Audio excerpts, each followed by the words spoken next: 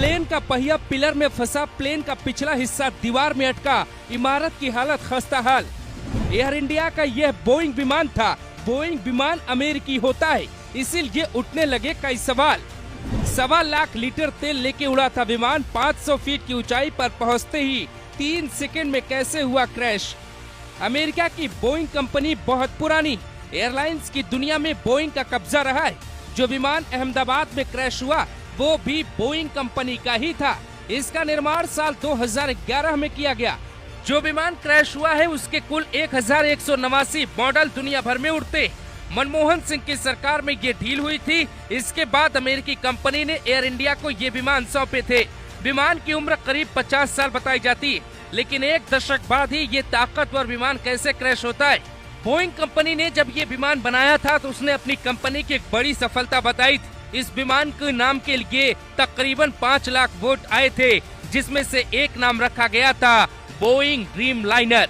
आज दुनिया में ऐसे 1000 से ज्यादा की संख्या में उड़ने वाले विमान हैं, लेकिन हादसे का शिकार नहीं हुए। फिर इस विमान में क्या तकनीकी खराबी आई थी? एक बार में विमान 14,000 किलोमीटर की उड़ान भरने में सक्षम है। हल्का बनाने के लिए ढांचे का 50% हिस्सा कार्बन फाइबर कंपोजिट से बनाया गया है।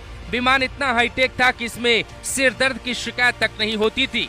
ताकतवर विमान कैसे क्रैश हुआ, ये सवाल हर किसी के मन में है। दरअसल अगर विमान अपनी हाइट पे उड़ रहा होता तो शायद पायलट के पास बचने और बचाने का मौका होता।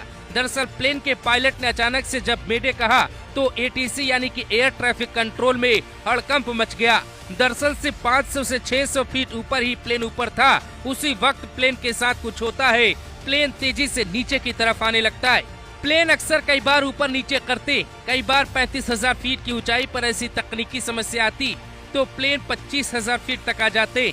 जैसे ही प्लेन नीचे आया क्रैश हो जाता है। सीधे शब्दों में समझिए तो प्लेन सही तरीके से टेक ऑफ नहीं कर पाया। टेक ऑफ नहीं करने की वजह क्या है?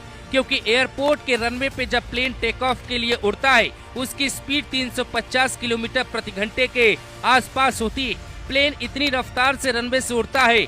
इस दुर्घटना में पायलट को सिर्फ 1 मिनट का समय मिला होगा। एक बहुत बड़ी वजह सामने निकल के आ रही, जिसमें कहा जा रहा है कि सामान लोड करने के दौरान मिस कैलकुलेशन हो सकता है या फिर लैंडिंग गियर ठीक से बंद नहीं किया गया हो, क्योंकि प्लेन का पहिया उड़ान भरते ही बंद हो जाना चाहिए। लेकिन जब प्लेन क्रैश होता है तो साफ तौर पे देखा जा सकता है कि पहिया उसका नहीं बंद था।